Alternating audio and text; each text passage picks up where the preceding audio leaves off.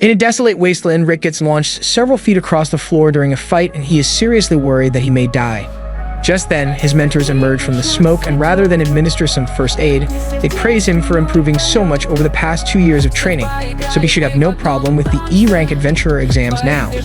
And the praise is nice, but he still needs medical attention.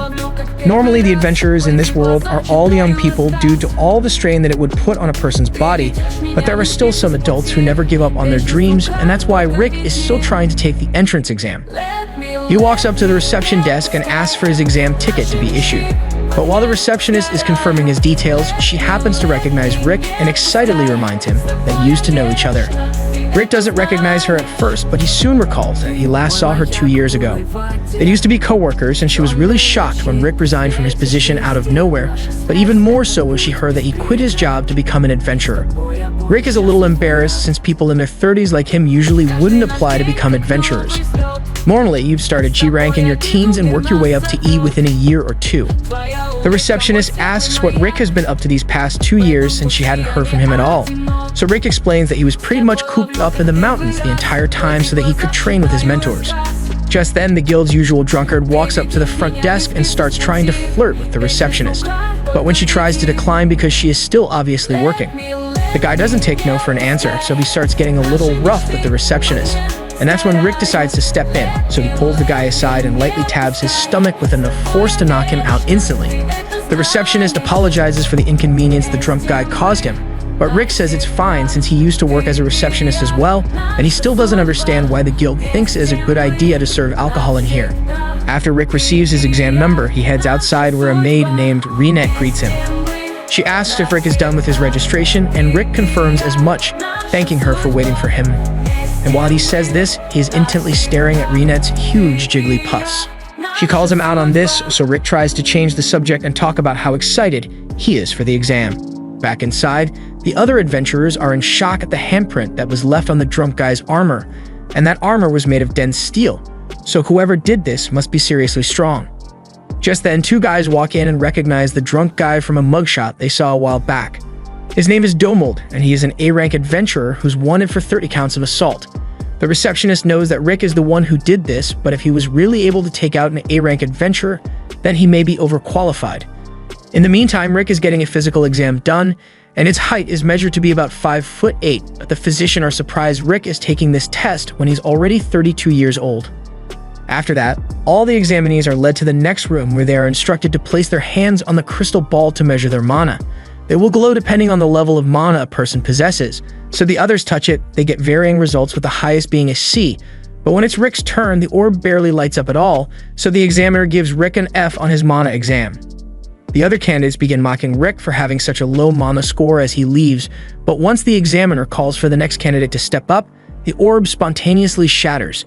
The next test is one to measure the candidate's offensive abilities, so they are instructed to strike the green rod as hard as they can. It is a special slime bag that can absorb a lot of impacts, so they don't need to worry about damaging it. Rick remembers training with a slime bag once, and at the time, one of his mentors told him that he had to be able to destroy a golden slime bag with nothing but his fists. Rick didn't think that was possible since a golden slime bag is as hard as a dragon's fang, but his mentor told him that it was the least he had to do if he wanted to become an adventurer, and since his mentor was able to effortlessly destroy one with a single punch, Rick became motivated to train until it broke, even if he had to punch it 50,000 times a day.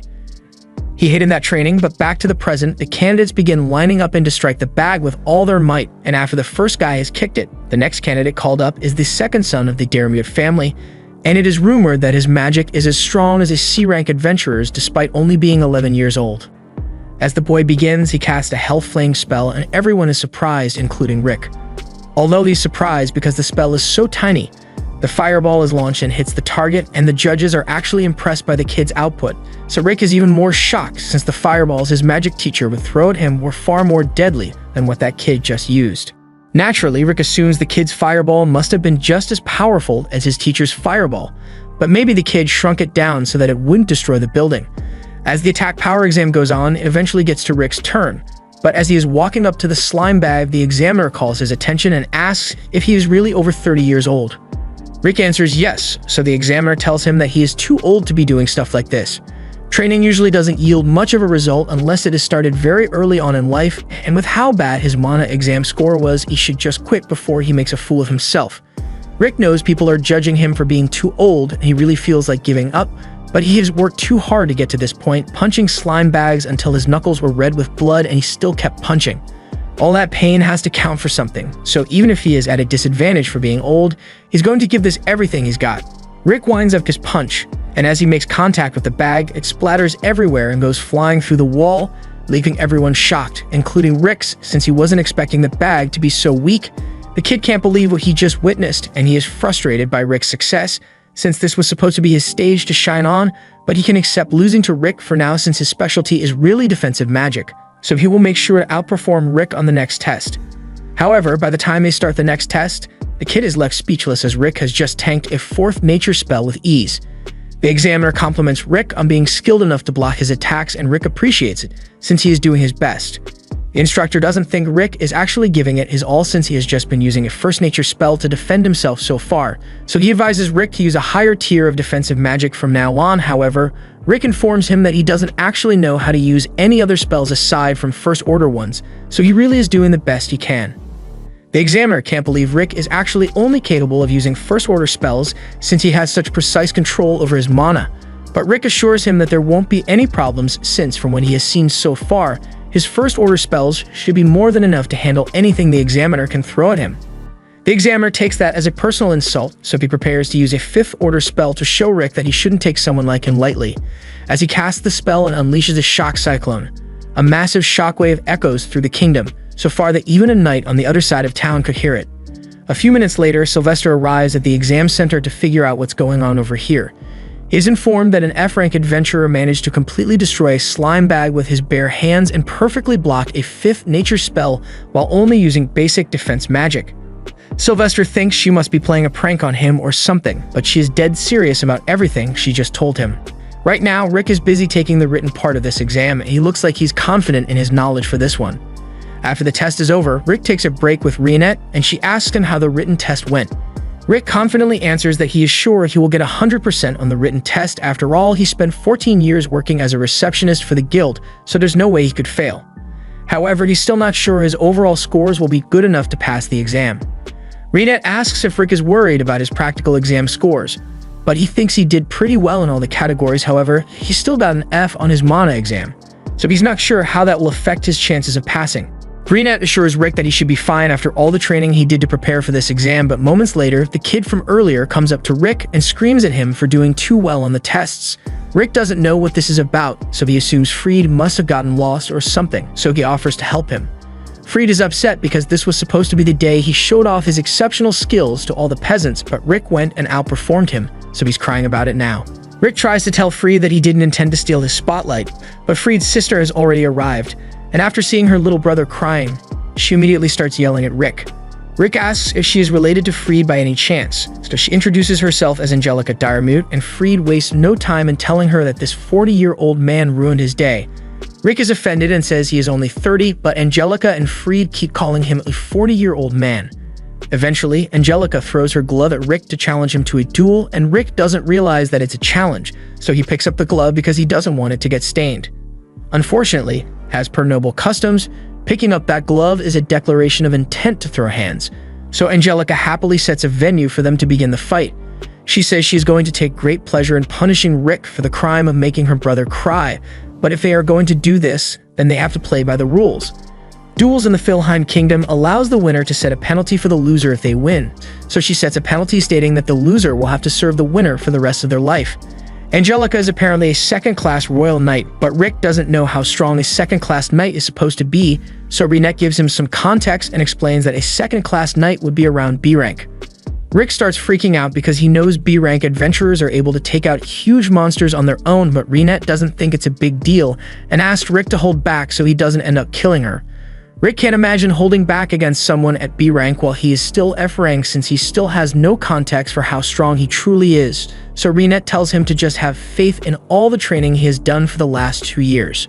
All of a sudden, all the traumatic training montages he had to go through come flooding into his mind, so he ends up throwing up. Rick curses Reinette for making him relive such torture. But she reminds him that if he was able to survive all that, then he shouldn't have a problem handling Angelica. After all, he's a member of the strongest party on the continent, so he should have a little more faith in himself. Rick realizes that she's right, so he gets up to face Angelica with no fear. He is still not sure how well his current level of strength will hold up against a second-class knight, but there's no use worrying about it now. Angelica is confident that she is much stronger than Rick, so she promises to hold back against him so that he doesn't die, and then begins charging up her attack. She then uses Blink Step to dash past Rick, just to show him how fast she is. Her speed has earned her the title of Lightspeed Angelica, and Rick is definitely surprised, but not for the reason she thinks.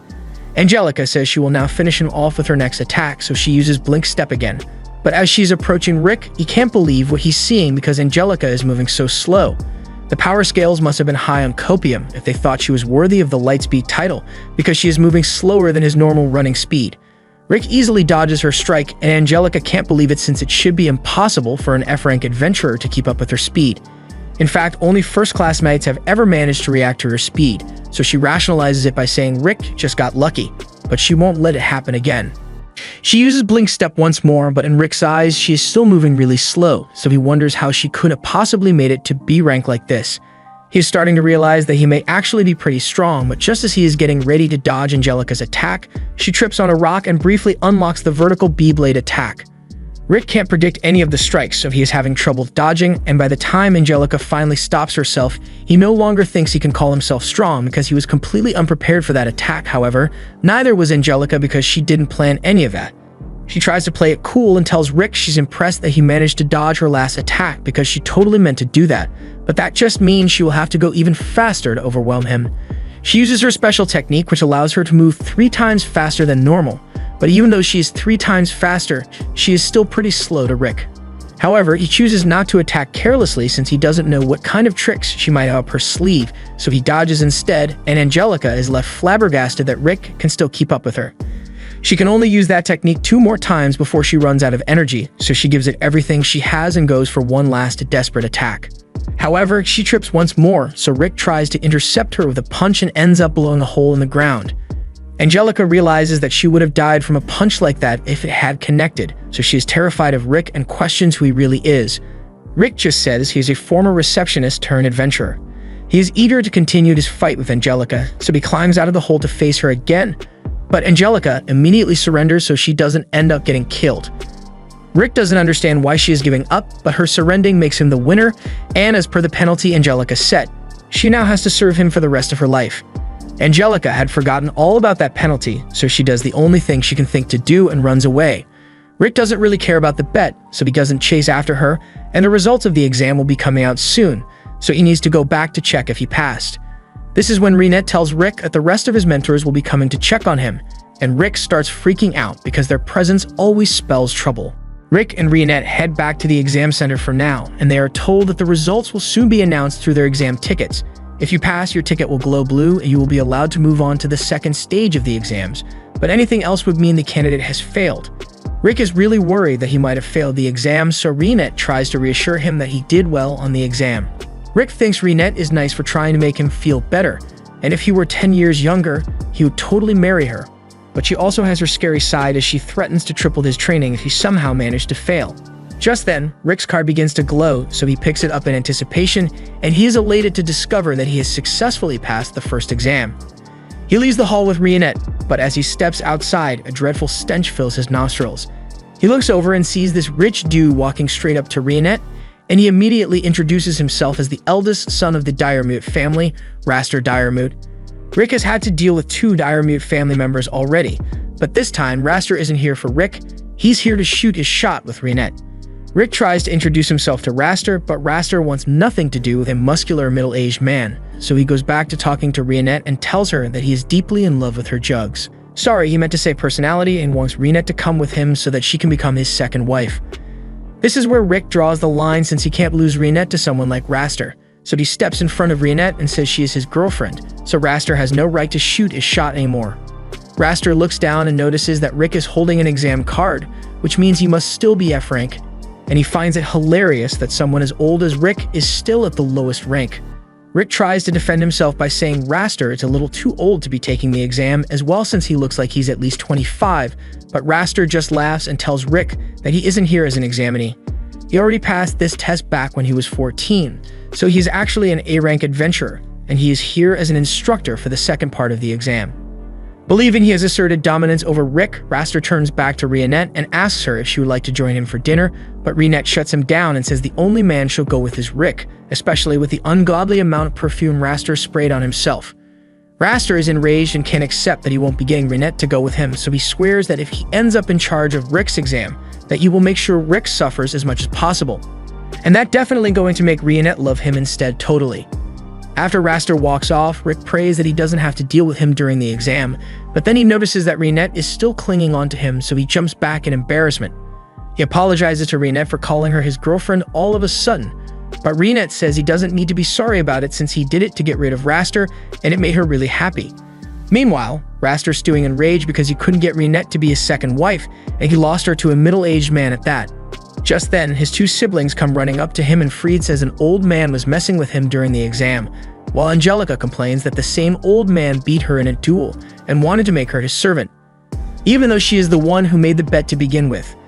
The way they say it makes it sound like they didn't do anything wrong, so Raster is outraged that someone would dare to humiliate his family like this, but when he learns that the one who did this is Rick, he gets a wicked grin on his face because he now has an excuse to get payback. A while later, the mock battles are about to begin, and Rick is really nervous about it. Reinette asks him to make sure he holds back during the exam, but Rick still believes he is weak, so he doesn't understand why he would have to hold back against people who should be stronger than him. And he still has to worry about Raster since it would be terrible if he was the one in charge of his test. Just then, Rick and Reinette bump into a man named Lynx, and he says he will be the one in charge of Rick's exam, and Rick instantly begins celebrating because that's one more thing he doesn't have to worry about. Lynx goes on to say that he is surprised that Rick would want to switch jobs to an adventurer at his age, but it's not like he is saying it's a bad thing. In fact, he believes it is inspiring that Rick still has the determination to work toward his dreams, and he can relate since they are similar in age. Lynx became an adventurer back when he was 24, but in the 20 years since then, he has only been able to achieve B rank. But if he wants to accomplish his goals, he would need to get to A rank. Seeing Rick work so hard has motivated him to do his best as well, and he is excited to test Rick in the upcoming mock battle, but he won't be going easy on him. However, around the corner, we see Raster lurking with devious activity on his mind. As Rick and Lynx part ways, Lynx walks down the dark stairwell, and out of nowhere, Raster shows up behind him with a proposal which doubles as a threat. At the same time, Rick and Reinette are waiting in the locker room, and Rick seems to be in a much better mood than he was earlier, and it's all because he got Lynx as his instructor. However, a moment later, someone comes in to announce that Lynx has mysteriously fallen ill, so he won't be able to act as an instructor anymore. In his place, Raster has been assigned to take over Rick's exam, and Rick starts freaking out. Reinette mentions that Raster must have pulled some illegal strings to get this to happen, and since he is related to Angelica and Fried, he may be holding a grudge against Rick. The other examinees in the room begin talking about how terrible it is to have Raster as your instructor for the exam, and while he may be a dignified member of the Deremute family, he is also known for how much he enjoys beating up F-rank adventurers. Every single year, he picks a particular adventurer to mess with and does everything in his power to make them fail, which is bad news for Rick since Raster definitely hates his guts right now. Later, as Raster is outside tormenting a random examinee, he fires a barrage of ice blasts and knocks the guy out. But just as he was insulting the examinee for being weak, his fun gets interrupted as he receives a message from the elite guard. Meanwhile, Rick is pacing around inside as it is soon going to be his turn and he doesn't know how he is going to handle Raster. Reinette doesn't understand what Rick is so worried about since he just needs to beat Raster. However, Rick thinks beating Raster is impossible since he is a respected A-rank adventurer, while Rick is only F-rank. He believes he will die if he faces Raster, but if he backs out, he will have to do 3 times his normal training. Reinette gets in front of Rick and asks him if he really isn't confident in his skills. He sincerely believes that he is an inadequate adventurer since he switched to this job too late in life and everyone always tells him that he is too old to do it. But Reinette tells him that he shouldn't let what other people think shake his confidence because all that matters is that she believes in him. Even if Rick can't believe in himself, she wants him to trust her judgment when she says he can win. Rick thanks her for her kind words and says he is feeling much more confident now. Just then, a cloaked boy approaches Rick and offers him a free fortune-telling. He explicitly says there's nothing shady going on here, so despite this whole thing being really suspicious, Rick decides to go along with it. However, just as Rick is about to sit down, Rionette notices a magic circle on the chair, so she tries to warn Rick that it's a trap, but she ends up being too late as Rick is teleported away in an instant. After that, the boy removes his cloak and reveals that he is actually freed, and he is quite pleased with himself for being able to trick Rick into falling for his trap. However, he should have thought of a plan to teleport himself away as well, since Rionette is severely pissed and blows a hole through the wall while holding him by the collar.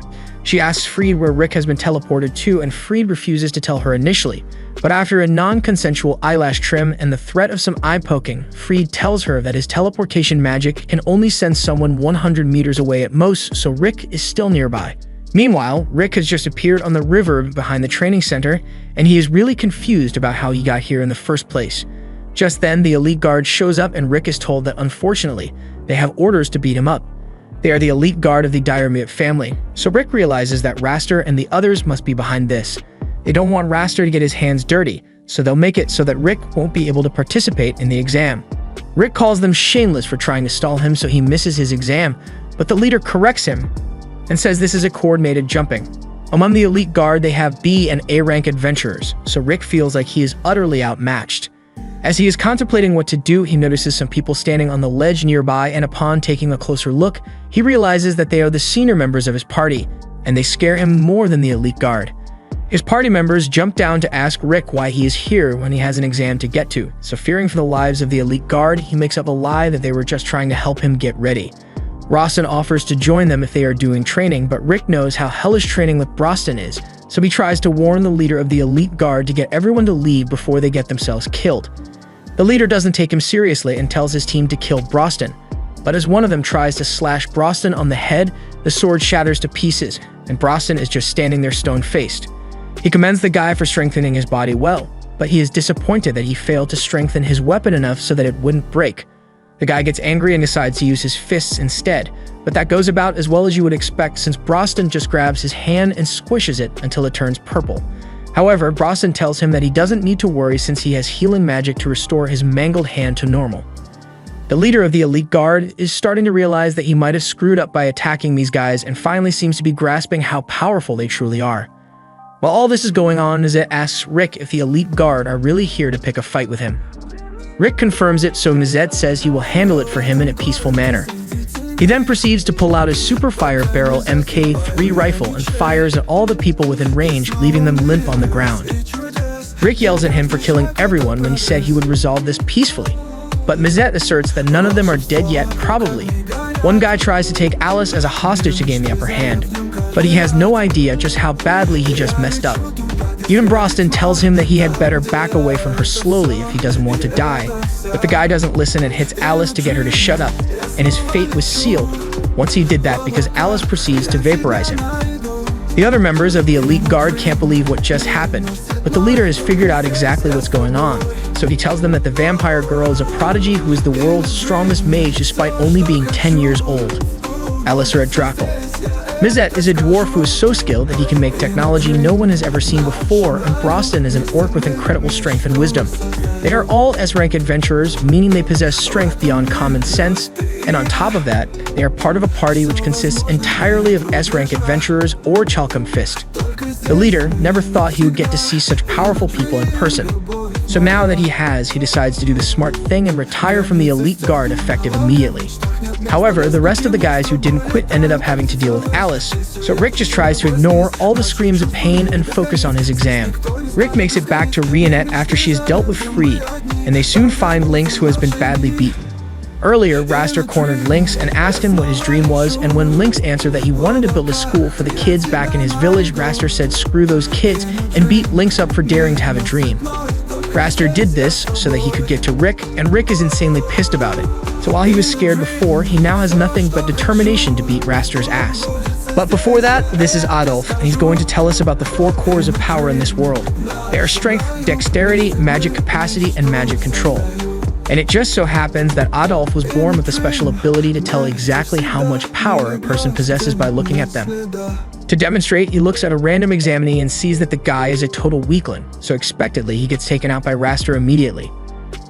On the other hand, Raster is a powerhouse with most of his stats going into mana capacity, so it hurts a little for Adolf to look at him since scanning strong people strains his eyes. As a result, when he took a look at Rick, he straight up went blind. Meanwhile, in the stands, Rick's former co-worker goes up to Rionette and introduces herself as Elisa Granger and says she had seen Rick with Rionette the day before, so when Rionette tells her that she's part of Rick's party, Elisa is overjoyed to hear that Rick has new friends, and since everyone was getting ready to watch Rick's test, Rionette invites Elisa to join them. She happily agrees and walks over to the seats, but she is shocked by Brosnan being here since he's an orc. Mizette invites Rionette to sit next to him, but she politely declines since Mizette is guaranteed to harass her if she sits anywhere near him. Just then, Mizette notices the girl standing behind Rionette and asks who she is, so Rionette introduces her as Rick's former co-worker and Elisa greets them all. Mizette notices the huge personality Elisa has, so he eagerly offers her the seat next to him, but Rionette isn't going to let Elisa fall victim to Mizette's perverted intentions. Just then, Rick steps out into the arena, so Brosnan asks Rionette how she thinks Rick will do in the exam. She confidently says Rick will pass the exam without incident, but Elisa doesn't think it'll be that easy. She says Raster is an A-rank adventurer, and he is known for using excessive force to beat down the E-rank adventurers, but if Raster is just A-rank, then Brosnan is sure Rick won't have any trouble.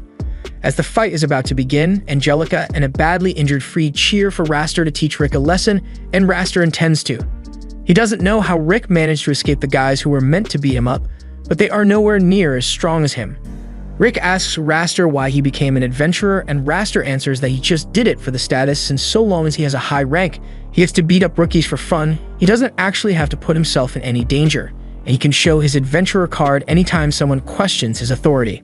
If his reasons are truly so shallow, then Rick says he refuses to lose to him no matter what. Raster begins by firing a level 1 ice spell at Rick, and he intentionally misses, but Rick didn't move an inch. He mocks Rick for being frozen in fear, but the real reason Rick is standing still is because Rionette had advised him to use the first minute of the battle to calm himself and observe Raster's movements. Raster is getting ready to attack Rick for real this time, so he casts a level 3 fire spell at Rick, and Rick is impressed by Raster casting such a spell so quickly, but he has to keep observing so he can't dodge it. The fire blast hits Rick head-on, and while Elisa is really worried about him, Rick turns out to be perfectly fine. Brosnan tells Elisa that Rick is strong enough that a blast like that has no chance of damaging him. He explains that of the 4 cores of power, mana capacity must be trained from an early age, otherwise one loses all hope of growing in that category. It usually has a limit of about 20, so since Rick became an adventurer at the age of 30, his mana capacity is really low, which is why he puts so much effort into training the other areas. Brosnan trained him in physical strength and had Rick do things like running between villages, but with giant 100-kilogram ankle weights attached and venomous snakes that chased him through the forest. Brosnan did everything he could to build up Rick's strength, and Mizette trained him in mana control, and it's honestly surprising that Mizette didn't give up on teaching halfway through since he never liked working. But when it came to Rick, he wanted to make sure that Rick could put up some good magical defenses, otherwise he would have been a pile of ash by now. He also says Rionette was the one who trained Rick in dexterity, and this comes as a shock to Elisa since she thought Rionette was a maid, but Rionette just enjoys wearing maid outfits for fun. Rick put everything he has into learning from them, so he already possesses the power of an S-rank adventurer, although he doesn't realize it since Brosnan kept gaslighting him into thinking F-rank adventurers were much stronger than him. As Raster is about to cast another spell, he begins insulting Rick and Lynx for being too old to stick around in the adventurer business.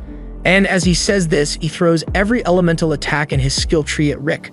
By the time he's done, he believes Rick must be dead or at least severely injured, but to his and his siblings' horror, Rick survived all of that without a single scratch. Raster is starting to get annoyed by how resilient Rick is, so he decides that he will finish Rick off with his bare hands. He casts a strengthening spell on his hands and feet before rushing in to attack Rick, but as he throws a punch, Rick counters with a punch of his own and blows Raster back. Rionette's advice really paid off since Rick has watched Raster for long enough that he now sees the truth. While Raster does have a larger mana capacity than him, that's all he has.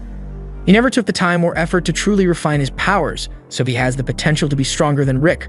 But as of this moment, Rick understands that he is stronger than Raster. Raster tries to pass off Rick's successful counterpunch as a fluke, so he's going to get serious and cast a full incantation spell to take Rick out. But while his spell looked pretty impressive, Rick was able to block it with one hand and even insults Raster for his sloppy spell execution. Elisa doesn't understand how Rick could possibly block a spell of that level with his low mana capacity. So Mizette explains that Rick learned to have great control over his mana use, so even though Raster has more mana, Rick can use 100,000 times less mana to match Raster's spell casting. Raster's confidence is starting to falter, so he tries one last attack to prove that he's stronger, but Rick is far too fast for him and delivers a punch that forces Raster to use Iron Body defense magic. By this point, Raster has realized that Rick possesses far more power than the average E rank, but he still claims that he has just been getting lucky with his attacks up to this point. But Rick isn't falling for any more gaslighting. He knows that everything up till now has been a result of his strength, and on top of that, Rick didn't even use any strengthening magic, yet he was able to overpower Raster after he used it to attack. Raster realizes he can't bluff his way out of this, so he asks Rick how he managed to become so strong when he possesses very little mana, but Rick feels insulted that Raster thinks he used some cheap trick. He was thrown into a dragon's lair and wasn't allowed to leave until he defeated it.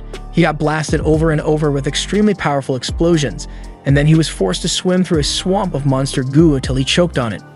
Elisa can't believe Rick survived all that, but in reality, Rick didn't survive, but since Broston's healing magic is so powerful, as long as it was applied quickly, no matter how many times Rick ended up dying, they always brought him back to life. That's how he managed to exceed his physical limitations.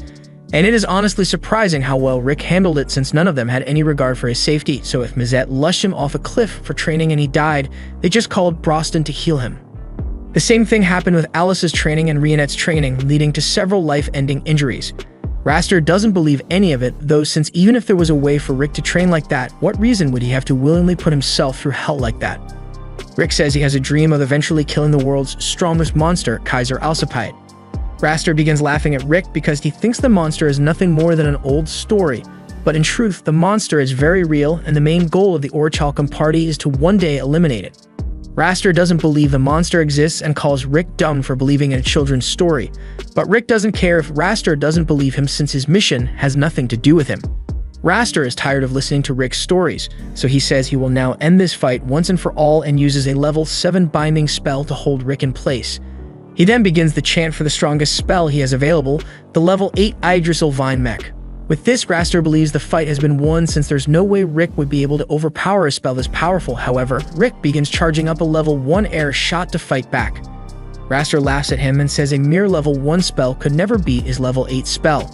Yet Rick is still completely confident that his air shot will be enough to punch through Raster's Vine Mech, and that's because Raster has used this spell a handful of times at most, so he hasn't refined it to its utmost capabilities. On the other hand, Rick has used his air shot over 100 million times already, so he has learned how to unleash its full potential. No one believes Rick's claim of using the spell 100 million times, since it is physically impossible to have done that in only 2 years, but Broston assures Elisa that Rick is telling the truth, although he needed space-time magic to make it possible. Raster still doesn't believe it though, so he gets ready to smash Rick into the ground and finish this. But as he gets ready to punch, Rick effortlessly snaps the binds on his arms and legs and clashes with Raster. Raster is certain that he has won now that he has landed his attack, but then his mech started crumbling from Rick's power, before finally being shattered to pieces and sending Raster flying off into the stands, and he is still alive, but his pride definitely isn't. Hardly anyone can believe what they just saw, as an F-rank adventurer just defeated an A-rank, although Rick's friends totally expected this outcome. After Rick returns to the locker room, the other go to meet him and congratulate him on winning his fight, especially Elisa, who is really impressed by how strong he has gotten. Rick finally understands that he is really strong, and he doesn't know why he didn't realize it sooner, but he thanks his friends for training him so well. They tell them there's no need to thank them so formally, and instead they should all go out to celebrate at a bar. But before that, Rick hears the voices of Raster and his siblings entering the room, and Raster is clearly feeling the pain from Rick's punch, but he refuses to get treated for it. As Rick sees him, he starts telling Raster that there's a reason he lost the match today. Raster doesn't want to hear any mockery from Rick, but Rick is trying to give him some genuine advice, so he tells Raster that while he was training, he limited the number of techniques he would use in order to master them fully, so if Raster wishes to grow stronger, he should refine a single technique until he tells like he's going to die, but he doesn't have to follow the advice if he doesn't want to. Rick says he has high hopes for Raster's future as an adventurer, and it looks like Raster has finally learned some humility, since he silently walks past Rick and tells him that when the time comes for Rick's next promotion exam, Raster will make sure he is strong enough so that he doesn't lose a second time. Raster then leaves and his siblings follow after him, but before leaving, Angelica lowers her head to apologize for all the trouble she caused Rick, and then she helps Raster walk out. After that, the E-rank exams have officially concluded, so an announcement is made for the candidates who passed. As the numbers are called, Rick eagerly waits to hear his own, and meanwhile, the others have already started a preemptive celebratory feast for him since they are sure there's no way he will fail. Rick ends up passing his exam, but he seems a lot more calm about it than Renette expected, and it's because he has a lot of stuff to think about. Rick recalls a time in his childhood when he read a book about a hero fighting the ultimate monster, Kaiser Alcipete, in order to obtain the Akashic Records, but ultimately, that hero failed to defeat it, so he left the Akashic Records to be found by future generations of adventurers. This was the moment Rick first decided that he wanted to become an adventurer just like the one in his storybook, but his mother wasn't too keen on him becoming an adventurer since the job is pretty dangerous, so she nicely tells Rick that she would be more at ease if he chose a different career. However, Rick's father was much less nice about it and told Rick that he should get a real job before throwing his life away as an adventurer. One day after a checkup, Rick was congratulated by his physician who tells him that he possessed an innate skill. Rick is in disbelief because innate skill is an insanely rare attribute which makes him pretty similar to Yamato the hero, but the doctor reminded him that innate skills aren't things that can be awoken through hard work, so it's going to take some time before he is able to use his ability. However, Rick was still every bit as happy as could be since this brought him one step closer to being able to declare himself as a successful adventurer to his parents. The next day, Rick wakes up and tells his friends that he's got an innate, and when he's finally able to use it, it's going to be amazing. However, days soon turned to weeks to months, and eventually, Rick had to come to terms with the fact that his innate skill would never manifest. His friends were sympathetic with him and encouraged Rick to try becoming an adventurer anyway, since most adventurers don't have innate abilities anyway. Plus, adventurers make a ton of money, so it's not a bad job. However, the reason Rick wanted to become an adventurer wasn't for the money, but to become like the hero Yamato. So since he can't become the kind of adventurer he was hoping to be, he decides to go get a real job after all. Rick tells his parents about his decision, and they are overjoyed to hear that Rick has finally given up on his dreams and is ready to get a soul-crushing job like a normal person. The next few years went by with Rick learning the ropes of the receptionist job and watching countless adventurers all living out his dream, so as time went on, Rick became more and more jaded to reality until finally he grew to accept his mediocre life and enjoy the time he spent with his friends and family. One day, while looking through his old books, he finds that storybook of Yamato's legendary adventures, but by now it's nothing more than an old fairy tale he used to believe in. Rick heads into work the next day, and Elisa had just been hired at the time, so she was struggling to keep up with all the paperwork. Rick came over to help her out a bit and reminded her that there was no need to rush the learning process, since she'll get the hang of it sooner or later. There's also one more thing he wants to tell her, since from what he has seen around town, monsters are becoming more active, so a quest will likely pop up soon to subjugate them. Elisa is thankful for the heads up since she can now get the forms ready ahead of time. As Elisa leaves to go get the paperwork done, an adventurer Rick is friends with walks in, and he's got something to show Rick. He just got back from his promotion exam, and he is proud to say that he is officially a B-rank adventurer from this day onwards. Rick is happy for his friend, but he would be lying if he said he wasn't jealous seeing someone get to live out his dream of becoming an adventurer. To deal with the jealousy, Rick does what any responsible adult would do and drinks late into the night to make the pain go away. But even with his drunken state, the difference between himself and Zaid are crystal clear. Zaid has been promoted all the way up to B rank and is living Rick's life, while Rick has sat in the same chair for 14 years at this point, and he has nothing to show for it other than a stable income and a few yearly pay raises. It's not like he thinks he wasted his life, but he can't help but wonder how far he could have come if he chose to become an adventurer, after all back then. Just then, Rick hears a commotion in the middle of town, and he goes to check it out and see if he can help. However, what he sees horrifies him since, for whatever reason, there's a mid-rank hand troll in the city. Under normal circumstances, as soon as Rick saw that thing, he would have run away, but he notices a woman walks right into the path of the troll, and he can't just stand by while someone gets hurt, so runs out in front of the woman to try and protect her from the troll, even if he can't really do much to hold it back. As the monster closes in on them, Rick braces himself for a gruesome death, but before that could happen, Renette walks out in front of Rick and slashes the monster to pieces. She then tells Rick that she appreciates him trying to protect her, but there's no need to be concerned for her safety, since she is a skilled adventurer. After that, Rick and Renette walk together and introduce themselves to one another, after which Rick says he was really impressed with how strong Renette was back there, so he asks her if she happens to be a B-rank adventurer. Renette says she's not B-rank, so Rick assumes she must be A-rank, and he is amazed since it's a rare occasion to meet an A-rank adventurer out in town, but Renette corrects him once more and says she's not an A-rank either. She then pulls out her S-rank badge to prove her rank to Rick, and the shock Rick feels is immeasurable. S-rank adventurers are so powerful and rare that this is his first time meeting one. In fact, there are rumors that HQ intentionally takes them out of the local guild registers and oversees their missions directly. He can't believe he gets to meet such a legendary adventurer, but since she's here, he says he has a weird question to ask. So he pleads with Renette not to laugh at him. Renette assures him that she hasn't laughed even once in the 9 years after her 8th birthday, but Rick isn't sure if she should be proud of that. Moving on, Rick tells Renette about the dream he had when he was younger to become an adventurer and eventually defeat Kaiser Alcipiat, so he wants to know if she thinks he could still achieve his dream if he tried becoming an adventurer today, even though he's already 30.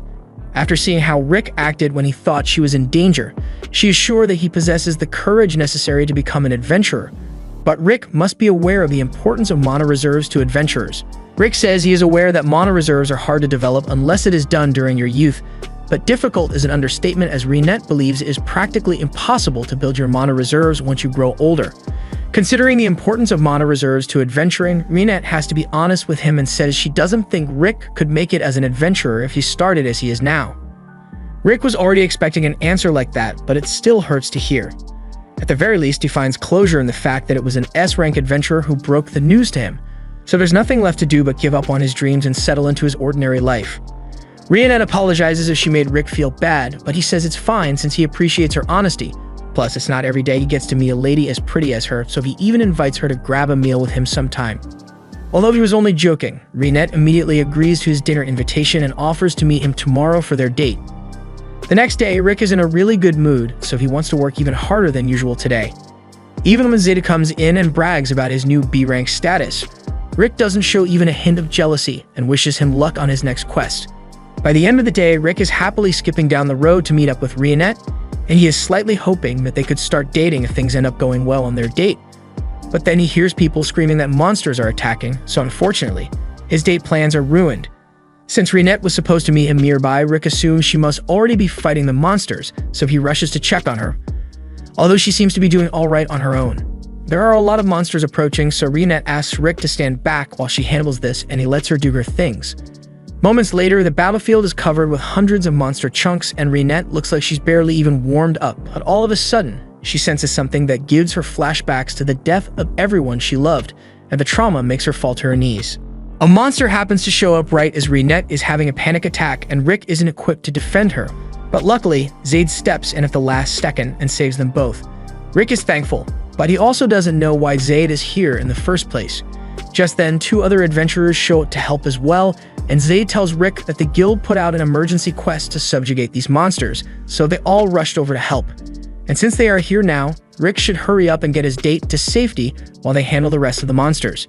While the adventurers are fighting the monsters, Rick realizes that he is still as jealous of them as he has always been.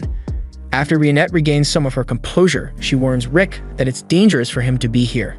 Rick tries to reassure her that the B-rank adventurers will be able to handle the rest of the monsters, but Renette says they won't be strong enough to handle what's coming. She tells Rick that there's a dragon nearby and she won't be able to fight it due to years of unaddressed trauma that causes her to lose control of the magic within her body whenever she senses a dragon. Rick doesn't believe a dragon would appear all the way out here, but in the next moment, something flies overhead, and as Rick looks up, he spots the dragon Renette was talking about. It makes no sense for a dragon to show up in a human town. According to the guild's recommendations, if an adventurer lower than A rank ends up encountering a dragon, the only thing they can do is stand still and pray that the dragon leaves on its own. And no matter what, no one should attack the dragon first, but the magician gets scared and does exactly what the rules said not to do, leading to the entire B-rank group getting decimated. There's no way any of them can fight the dragon, so Zaid tells everyone to make a run for it, but as they try to escape, they find themselves trapped in a barrier the dragon put up. It looks like the dragon doesn't intend to let any of them here alive, and they stand no chance against it, but Rick begins walking straight up to the dragon. Zaid tells him to stop since there's nothing he can do to the dragon as a receptionist, but the way Rick sees it, if he's going to die anyway, he might as well face death head-on and die as an adventurer would. Rick thought he would feel better if he gave up on his dream of being an adventurer, but he still feels the fire inside pushing him to work towards that goal. He picks up a rock and throws it at the dragon, and it does absolutely nothing, but Rick's bravery motivates the other adventurers to try their best as well, even if they know they'll lose in the end. They all begin throwing every attack they have at the dragon, but it doesn't do much other than provoke the dragon into using its fire breath. Zaid realizes this is probably going to be bad, so he uses his iron body skill to protect everyone, and while it allows them to survive, they still suffer a considerable amount of damage from it. But from the flaming rubble, Rick gets up and walks straight over to the dragon, claiming that he will make his dream come true no matter what it takes. The dragon uses its foot to squish Rick, but on the verge of death, Rick's dormant innate skill awakens, giving him the power necessary to survive being stepped on and push the dragon away with ease. The amount of magic flowing from his body is so potent that it is actually visible, and Rick realizes that this must be his innate skill. So while he wishes it awakened earlier, it's better late than never. Now that he has the power necessary to fight back, Rick is a lot more confident about facing the dragon. So as it fires another blast at him, he stretches his hand out and blocks the fire with his magical energy. And when he finally gets the chance to counterattack, Rick unleashes a punch that carves a hole straight through the dragon's body, killing it in an instant. Once it's all over, Rick goes back to normal and collapses to the ground, and by the time he wakes up, he's in a hospital bed and in great physical pain. Reenet is there as well and informs Rick that he overloaded every single magic circuit in his body during the fight with the dragon, so by all accounts, he should already be dead. He's been unconscious for about a week, and the entire time Reenet has been waiting by his bedside because she wants to personally invite Rick to join the party she's a part of Orichalcum Fist. The party's goal is to defeat Kaiser Alsapiet just like Rick, and after seeing Rick fight on courage alone, even when he didn't have the power to win, gives her the confidence to say that Rick can grow stronger and fight alongside the S-rank party and become an adventurer. This was the first time anyone ever supported the idea of Rick becoming an adventurer, so he is moved to tears by Reenet's faith in him.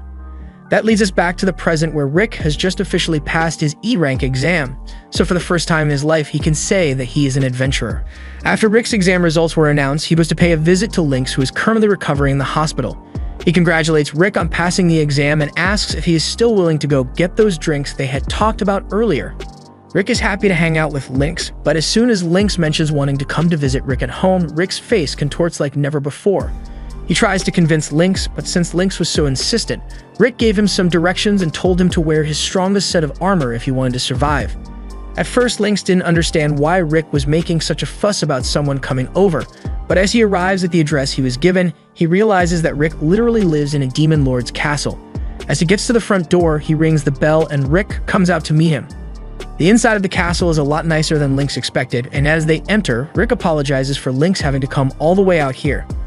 Lynx says it's fine since he didn't even run into any monsters along the way, and Rick explains that monsters never come anywhere near the castle, but that gets Lynx wondering why he had to wear armor if that's the case.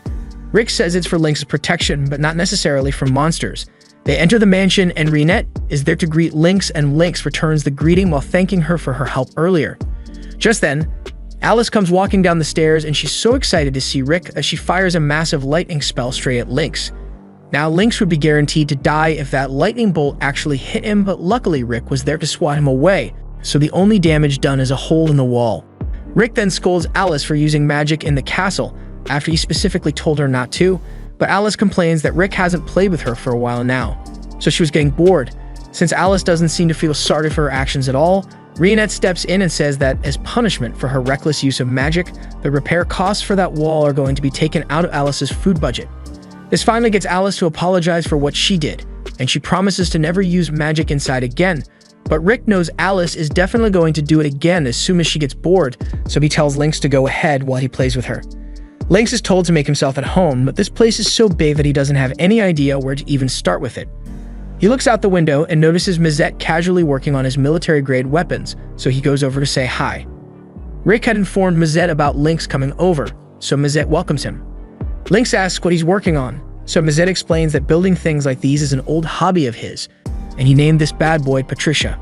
He offers to let Lynx test it out, so he shows him how to hold it and Lynx aims for the target.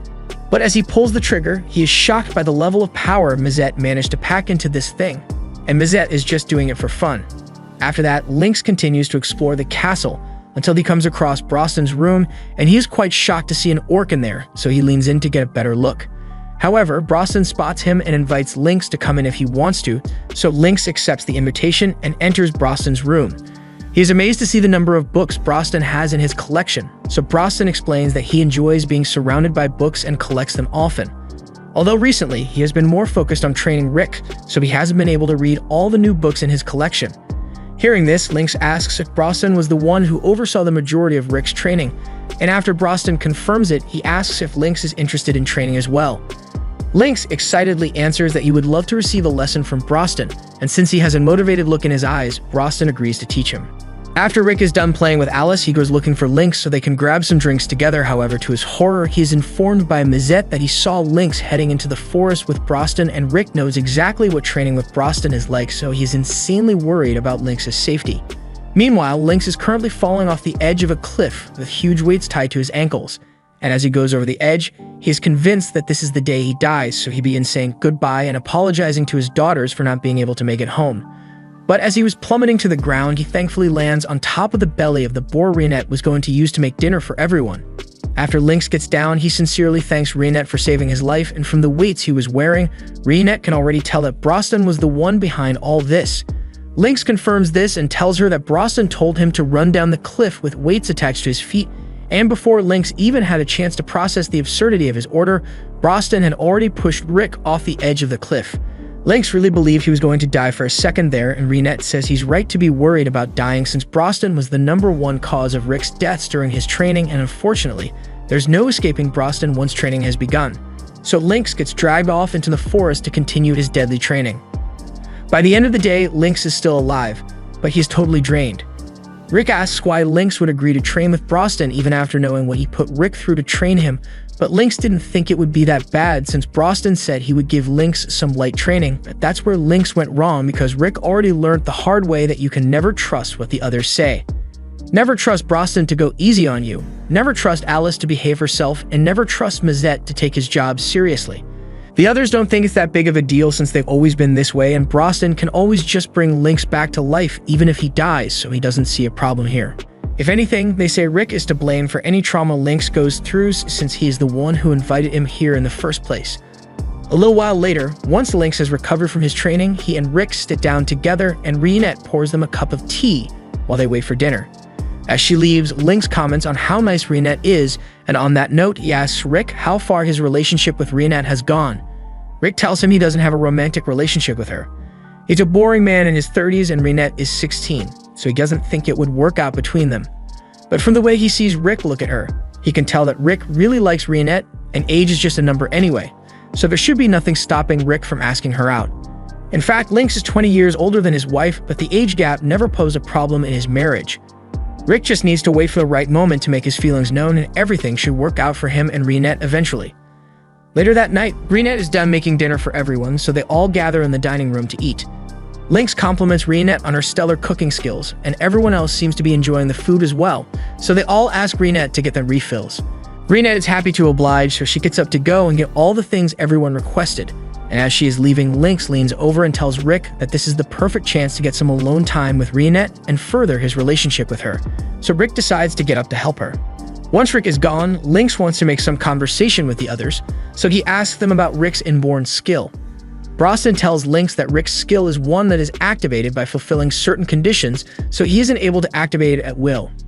It would have been better if his skill was one that was always active or voluntarily activated, but even without it, Rick's power level is already S-rank level.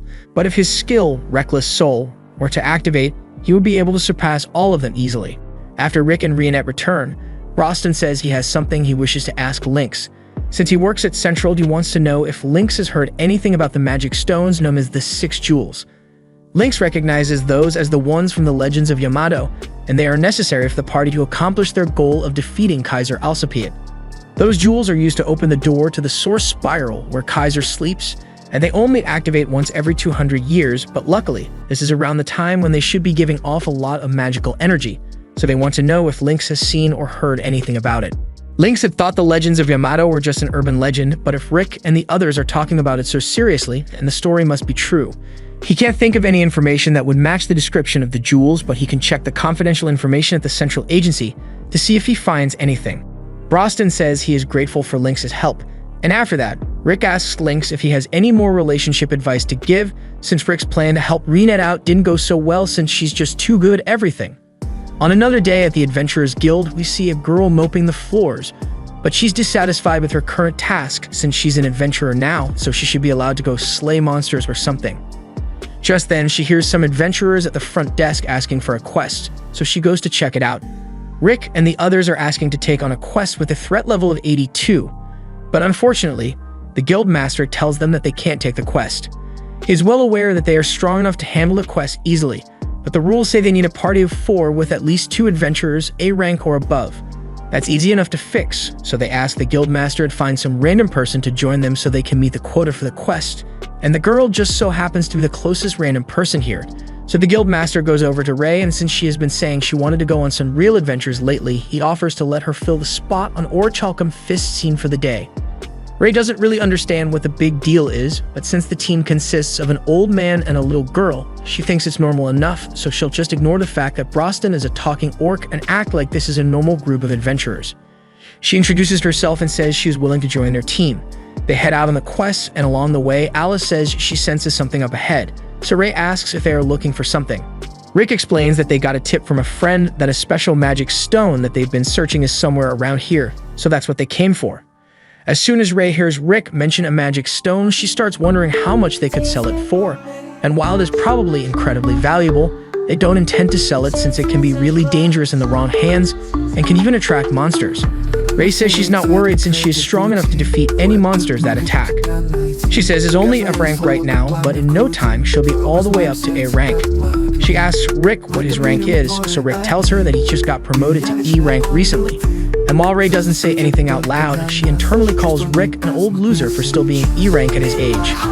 A little while later, Alice spots a wyvern, which is exactly what they were hoping to find, and Ray starts freaking out since wyverns are insanely powerful, but Broston just walks up to the wyvern and bitch slaps it away.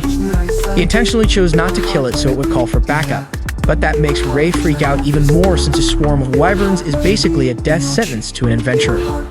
Broston is getting sick of all her complaining, so he asks Rick to take Ray and go somewhere else for now, so Rick leads her out of the forest. Along the way, Ray begins talking about how crazy it was for Broston to intentionally attract the attention of all those wyverns, but a couple seconds later, wyvern corpses begin crashing to the ground as Broston and Alice start slaughtering them. Ray is dumbfounded by what she sees, and while she is stunned, she nearly gets taken out by a red wyvern, so Rick pulls her to safety. A red wyvern is so tough that even A-rank adventurers struggle to defeat one. So Ray thinks they need to get out of there since she's F rank and Rick is E rank. But Rick just walks up to the wyvern and blows its head clean off his body with one punch, leaving Ray stunned once more. By the next day, Ray is deep in thought over what happened to her yesterday, and the guild master is glad to see she made it out alive. He tells her that Orichalcum Fist is the strongest party in the continent, and it is made up of adventurers who are all S rank level. The whole experience has motivated Ray to train hard until she can eventually get to S rank, so she hands her broom to the guild master so she can start training immediately. But sweeping the floors is kind of her job, so guild master is not happy. Meanwhile, after returning from the wyvern hunt, Rick and the others were able to retrieve one of the jewels from the wyvern's den. And with it, Mizet is able to use magic to pin the location of the next jewel they need to find, and it looks like it's located in Heractopia, a large city known for its colosseums and strong fighters. This was the end of episode 5. Subscribe to not miss the next part.